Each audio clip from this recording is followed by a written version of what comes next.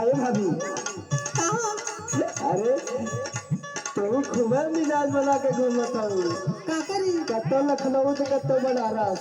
अब जहाँ घुमावे तो सुना भैया, सुनावा भैया। इन्हें एक सीख दे देखे। का? अब का मर्द मेहरी से झूठ कुट बतियात रहे, अपन में हर कितना सुनर दूसरे पे छुछुआत रहे। अब का मर्द मेहरी से झूठ कुट बतियात रहे, अपन में हर कितना सुनर दूसरे पे छुछुआत रहे। हमरे जैसन अपना मर्दा के तू बहकाऊ, मुरहुआ के माल होला ज्यादा टिकाऊ। सुना हो भौजी? अरे भाई तो आप पाँचों पूरी घूम में डूबल है भैया।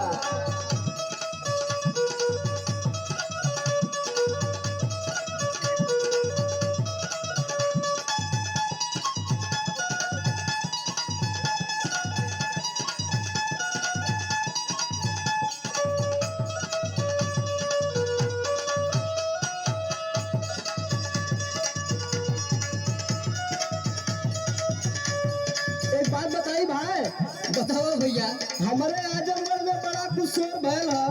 का स्वर भयल हो? अरे ये तो हम दोनों लोगन के लव स्टोरी हम तो मानत ना रहे, लेकिन आज अपने आँखी देख लिए भाई। तो सुना मैटर पूरा। सुनावा। अब का लड़की विदा हो माई बाप रोवलन, उसे बढ़ के गांव का लड़का देखा भैया रोवलन। अब का लड़की विदा हो माई बाप रोवलन, अब का भैया उनसे बढ़ के गांव का लड़का रोवलन।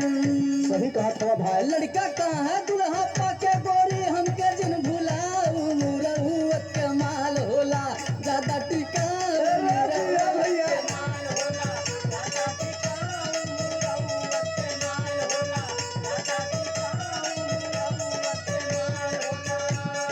तुम्हारे बात से भैया हम एकदम सहमत है। सही है ना? सही कहा था भाई, लेकिन ये ठीक ना करत है यार। जब भी जौनपुर ना आवत ना हमरो ही चौकत है। अरे भाई आज हम देख लिए भाई, मान गए नहीं तो अरविंदो भाई कहा रहे हमसे। तो सुना, हाँ बतावा। पहले लड़की डरत रहलिन सास कैसन मिली हो, अब तो सास उल्टा डर बहू कैसन मिली हो। पहले लड़की डरत रहलिन सास कैसन मिली हो, अब तो सास उल्टा डर बहू कैसन मिली हो।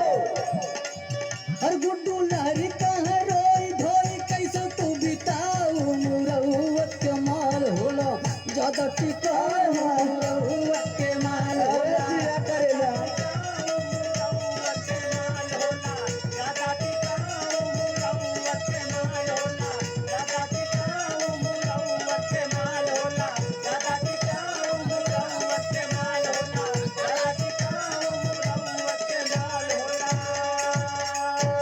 बात सही कह रहे हो भैया।